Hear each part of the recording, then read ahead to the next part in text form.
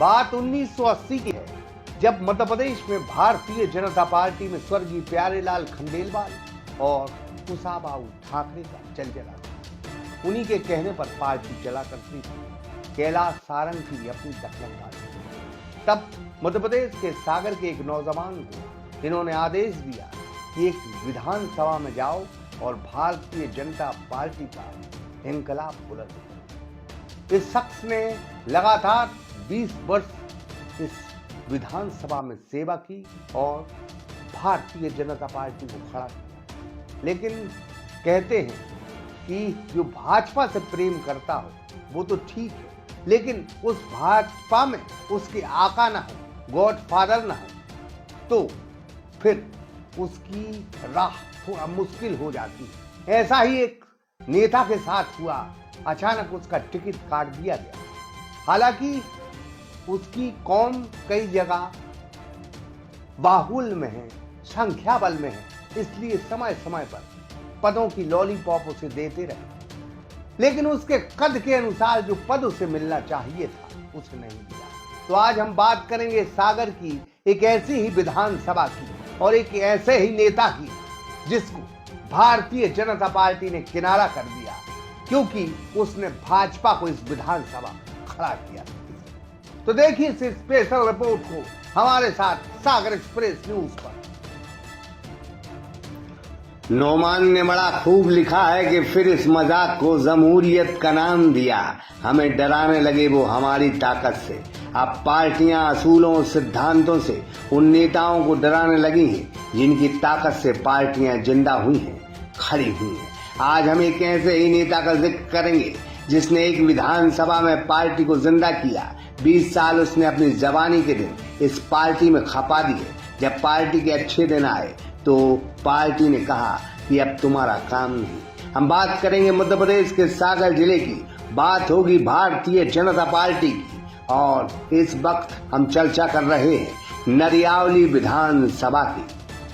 हस्तशिल्प करघा आयोग के पूर्व अध्यक्ष पूर्व मंत्री नारायण प्रसाद कबीरपंथी की 1980 में लगातार यह नरियावली विधानसभा में सक्रिय है। 1976 में नरियावली विधानसभा सागर जिले में अस्तित्व में आई।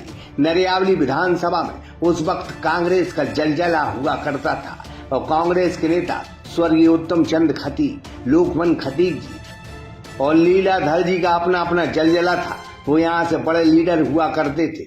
यह तीनों नेता 1977 से 1990 तक नरियावली विधानसभा से विधायक रहे।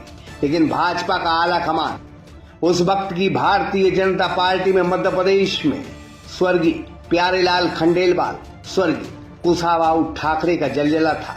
उन्हीं के कहने पर पार्टी चला करती थी। तब उन्हीं के आदेश पर भाजपा जिला अध्यक्ष पंडित स्वर्गीय रामेश्वर दुबे और स्वर्गीय हरनाम सिंह राठौर पार्टी का फरमान नारायण प्रसाद कबीरपंथी को सुनाया और यह हुक्म दिया कि नौजवान तुम जाओ और नरियावली विधानसभा में भाजपा का वजूद बनाओ। उन्होंने संघर्ष किया, बड़े बड़े नेताओं के वो चहेते रहे।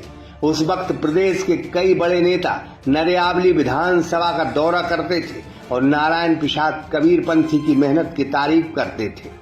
आला कमान समय समय पर इस विधानसभा से रिपोर्ट कार्ड लेता रहा। कांग्रेस के बाद जनता पार्टी एक बड़ी पार्टी के तौर पर इस देश में और प्रदेश में सामने आई थी। ऐसे में नारायण प्रसाद कबीरपंथी की नरियावली में जोरदार एंट्री हो चुकी थी और वो चर्चा का विषय बन गए थे। इस नौजवान ने कमल के फूल का इंकलाब इस विधानसभा में किया।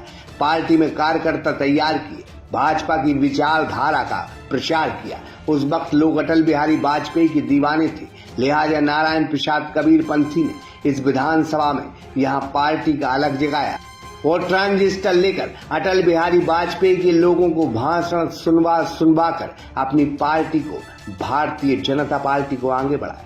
1990 में भाजपा ने नरियावली विधानसभा से सबसे पहले उन्हें चेहरा बनाया और वो पार्टी की उम्मीदों पर खरा उतरे। उस वक्त पटवा सरकार बनी और नारायण प्रसाद कबीरपंथी पहली बार विधायक बने और यहाँ पहली बार भारतीय जनता पार्टी की जीत हुई, जिसकी चर्चा सागर से लेकर मध्य प्रदेश में थी कि किस शख्स ने कांग्रेस के गढ़ में सेंध लगा दी। 3 साल बाद भाजपा सरकार गिर गई और 1993 में चुनाव हुए, जहां कांग्रेस की लहर थी, लिहाजा 1200 वोटों से नारायण प्रसाद कबीरपंथी चुनाव हार गए, लेकिन वो लगातार नरियावली विधानसभा में सक्रिय रहे।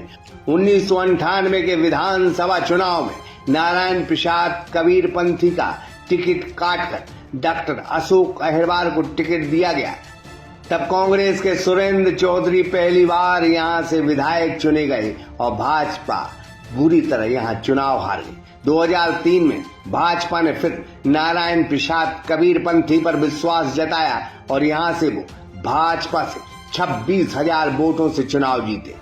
कबीरपंथी को पार्टी ने आखिरी सालों में 1.5 साल के लिए राज्य मंत्री भी बनाया। फिर उसके बाद भाजपा ने उन्हें टिकट नहीं दिया। 2008 से लेकर 2018 तक लगातार प्रदीप लारिया भारतीय जनता पार्टी से यहाँ विधायक हैं। हालांकि नारायण प्रसाद कबीरपंथी समाज में इकलौते मंत्री बने। जब जब समाज का दबाव बढ़ा तो इन्हें 2012 में एससी आयोग का अध्यक्ष बनाया और पार्टी ने 2016 में इन्हें हस्तशिल्प करखा आयोग का अध्यक्ष भी बनाया। लेकिन बात सिर्फ इतनी थी कि इन्हें नरियावली विधानसभा से क्यों दूर रखा गया, जबकि इसी नेता ने पार्टी को यहाँ स्टैंड किया है। पार्टी ने इनसे सलाह लेना भी छोड़ दी। वजह थी कि नारायण प्रसाद कबीरपंथी जी भाजपा में रहे और इन्होंने अपना किसी को आका नहीं बनाया। आजकल भाजपा में आका ही टिकट दिलवाते हैं, यह भाजपा का अलग स्टाइल बन गया है। कहते हैं अब सब संख्या बल का खेल है, सब सियासी जुगाड़ों का खेल है। जिसकी आका है, गॉडफादर है, उसकी तूती बोलती है। अच्छे कार्यकर्ताओं की शायद इज्जत होना भाजपा में बंद हो गई। ये हम नहीं कहते, बल्कि सियासी सूट चिल्ला चिल्ला कर बोलते हैं। क्या 2023 के विधानसभा चुनाव नारायण प्रसाद कबीरपंथी पर पार्टी की निगाह जाएगी? यह तो वक्त रहते पता चलेगा। लेकिन आज हम नरियावली विधानसभा के तमाम दर्शकों को ये बता दें कि भाजपा किसी ने अगर खड़ी की है तो उस शख्स का नाम नारायण प्रसाद कबीरपंथी, जिसे अब भाजपा धीरे धीरे भुला रही है। Jitendra Shrivas, Sagar express news, Nariyavali. सागर का शानदार hotel royal palace, swimming pool, Kohinoor restaurant, diamond bar के साथ AC luxury room, banquet hall एवं कॉर्पोरेट जगत के लिए मीटिंग हॉल। तो अपने यादगार पलों को बनाए और भी खूबसूरत होटल रॉयल पैलेस के साथ। पता राजघाट रोड, सागर, मध्य प्रदेश।